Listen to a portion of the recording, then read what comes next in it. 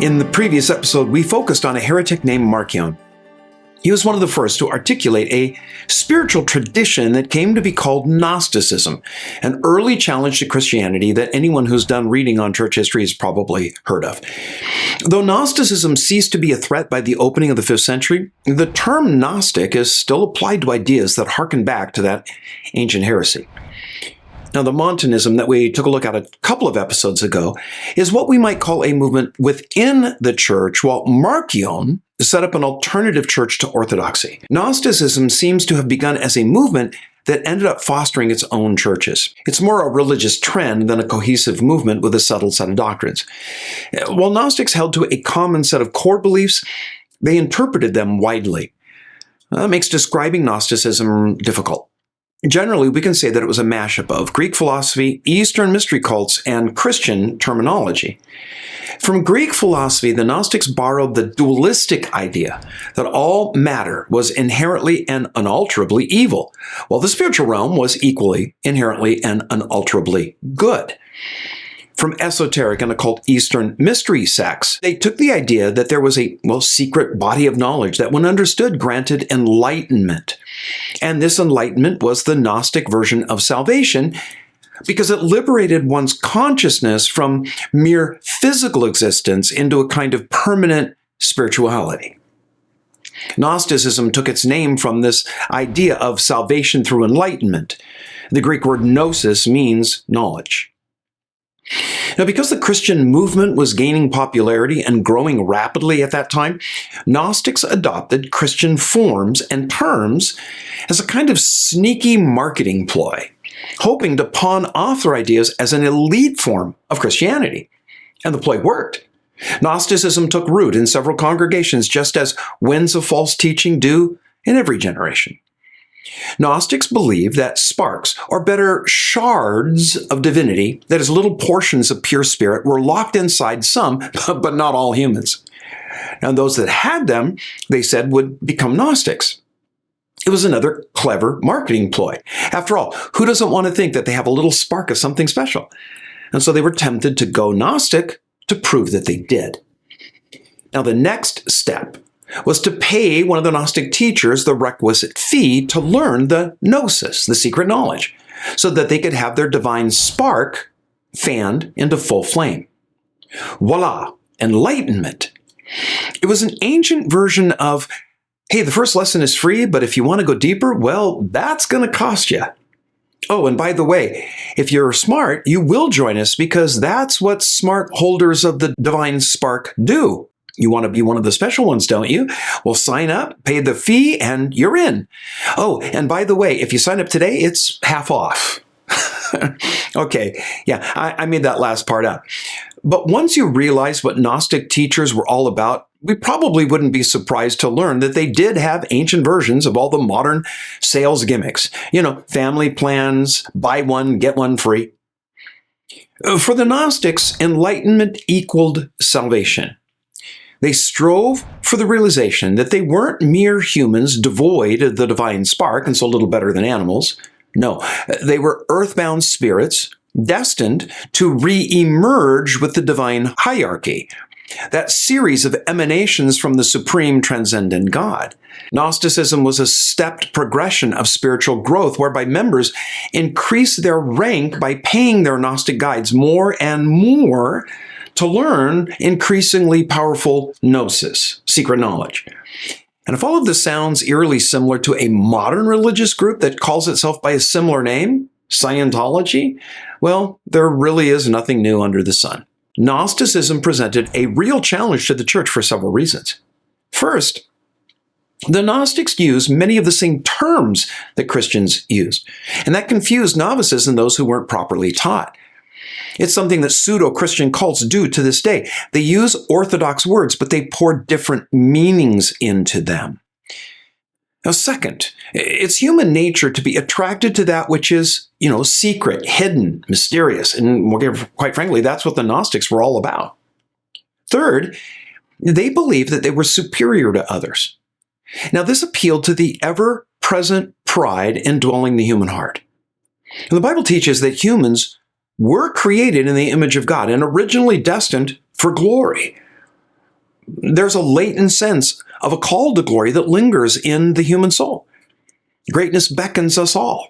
Well, Gnostics said that this was the divine spark, and only they could achieve it. A fourth reason is human nature assumes that something as important as salvation, well, it must be costly. There's no such thing as a free lunch.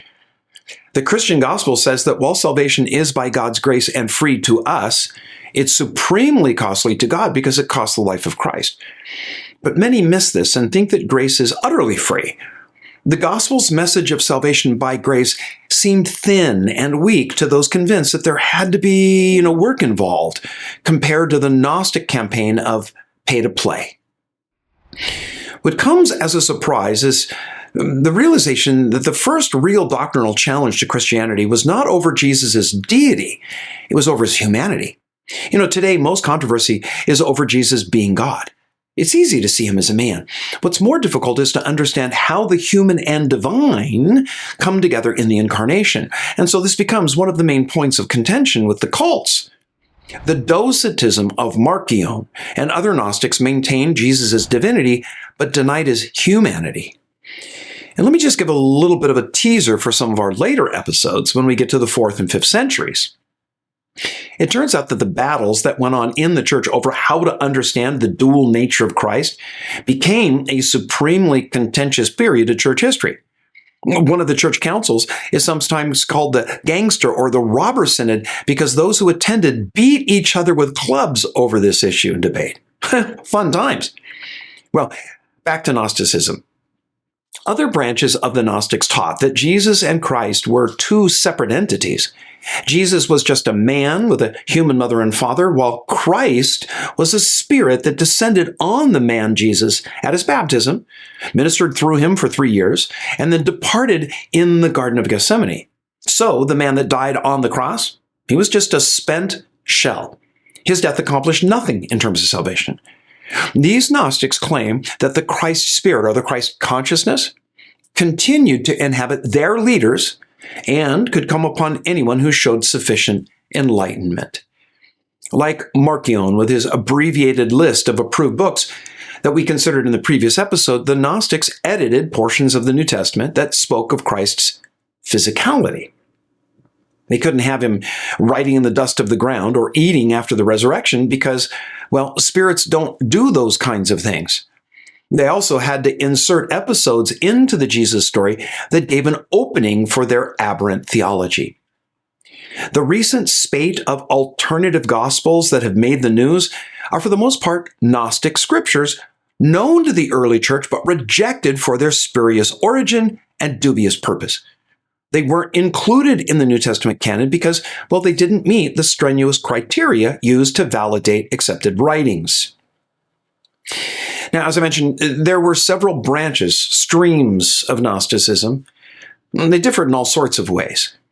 One of the major divisions was on how to deal with their core belief in the inherent evil of all matter. One group believed that the proper way to deal with this duality was by a strict asceticism that avoided all physical pleasure.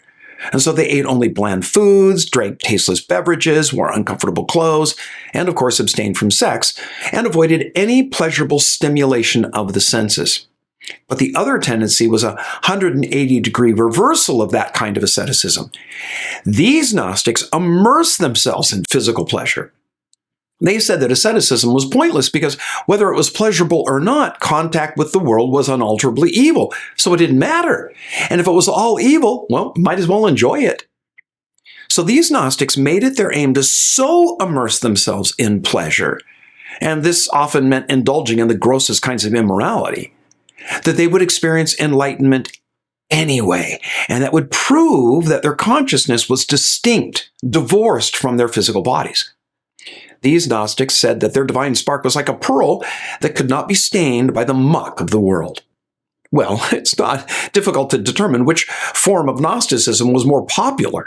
Indulgence wins out over asceticism every time, except among that perennial minority that equates discomfort with godliness. Now, spread between these two extremes were other branches of Gnostic thought and teaching, leading to the diversity among Gnostics that I referred to earlier. Until the 19th century, most of what we know about the Gnostics came from Christian leaders like Irenaeus and Origen, who refuted their ideas. Here's what the early church father Irenaeus wrote about the Gnostics in his preface to his work Against Heresies. He wrote this, quote, "These men falsify the oracles of God and prove themselves evil interpreters of the good word of revelation. They also overthrow the faith of many by drawing them away under a pretense of superior knowledge from him who rounded and adorned the universe, as if they had something more excellent and sublime to reveal than God, who created the heaven and the earth and all things therein. By means of specious words, they cunningly allure the simple-minded to inquire into their system, but they nevertheless clumsily destroy them while they initiate them into their blasphemous and impious opinions. And these simple ones are unable, even in such a matter, to distinguish falsehood from truth." Unquote. Now, until recently, pretty much all historians knew of ancient Gnosticism was what its opponents said about it. But then, several decades ago, ancient Gnostic manuscripts began to surface. The more notable of these was the Codex Asquianus, the Gospel of Mary Magdalene, the Wisdom of Jesus, and the Acts of Peter. In 1946, a collection of Gnostic manuscripts was discovered near Nag Hammadi in Egypt. They were dated to the late 4th century.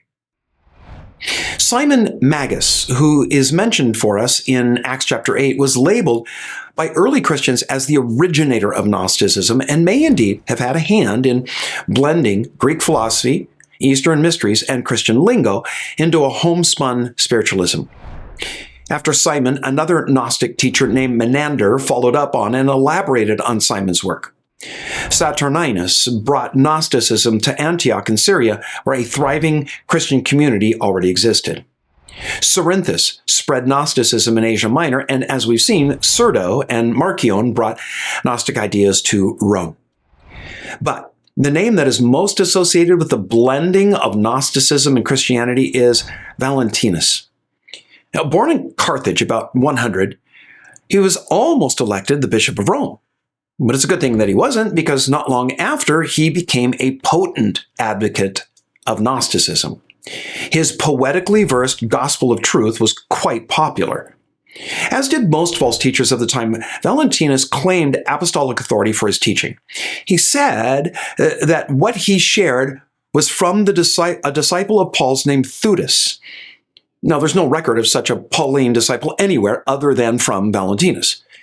And even if there was, what Valentinus claims he was taught not only finds no basis in the verified writings of the Apostle Paul, but in several of Paul's letters, we find ample evidence that the core ideas of Gnosticism were already afoot, and he categorically rejected them.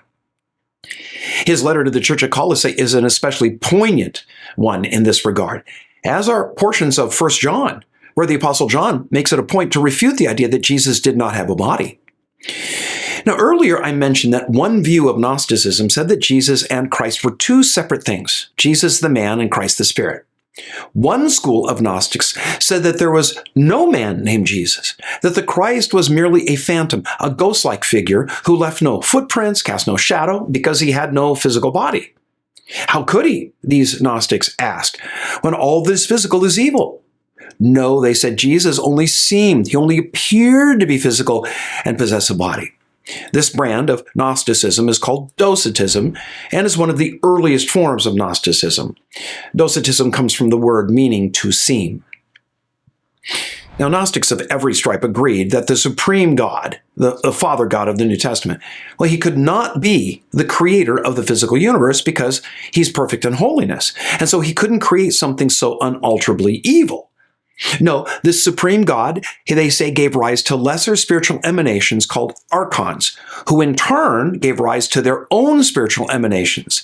And then we have a repeated cycle of spiritual generation until there is a spirit far enough away from the source that was sufficiently distant to create the universe and earth.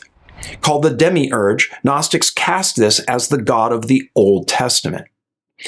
Now, on earth, the demiurge created people, humans, of course, some of whom at random possessed sparks of the divinity drawn from an earlier archon named Sophia, wisdom.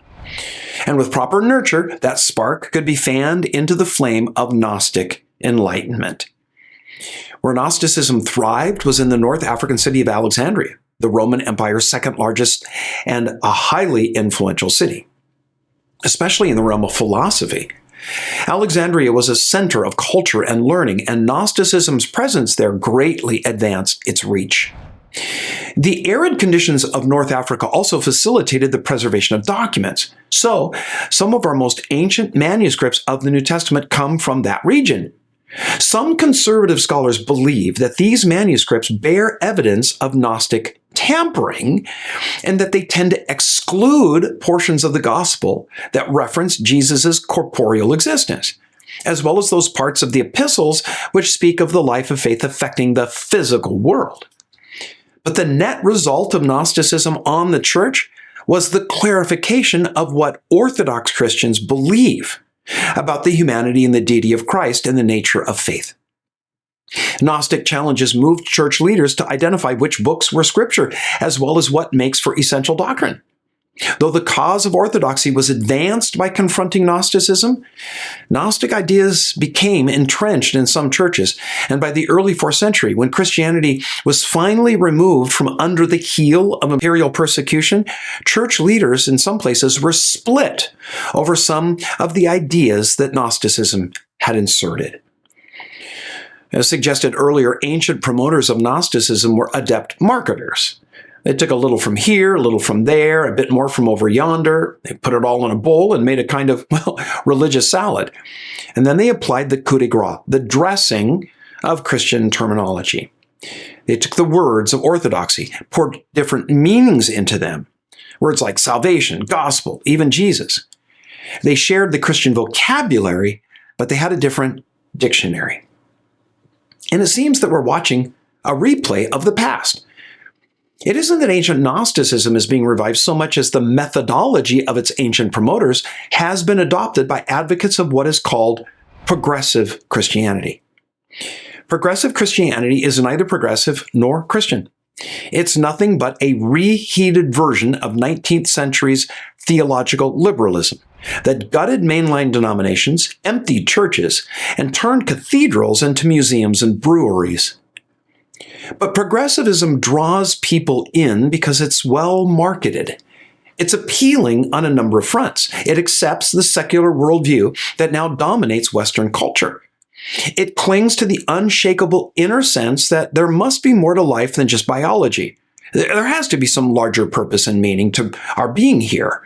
But it aligns with the world's morality by adopting the idea the evolution of humanity can only take place when we all go along to get along.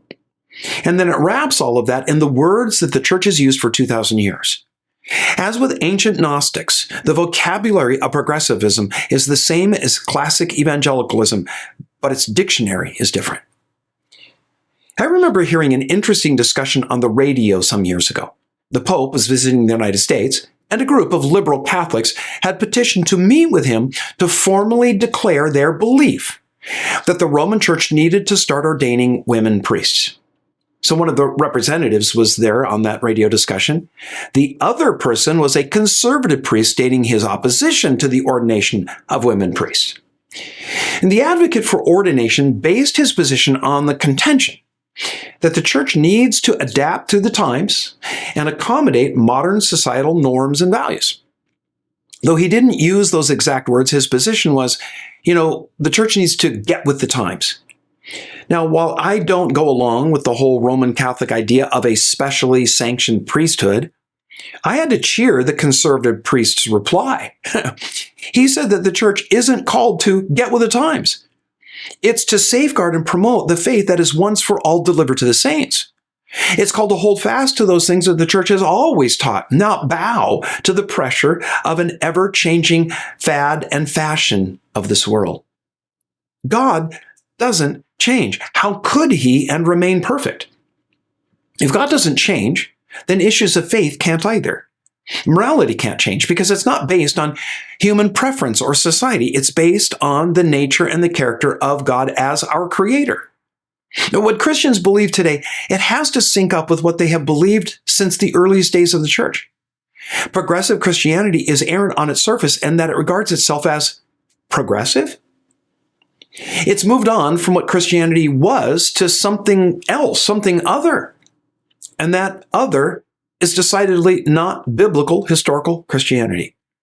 So be on guard against teachers who confidently assert that they found reasons to set aside what Christians have always believed and come up with new interpretations of the Bible and belief that conveniently align with this fallen world.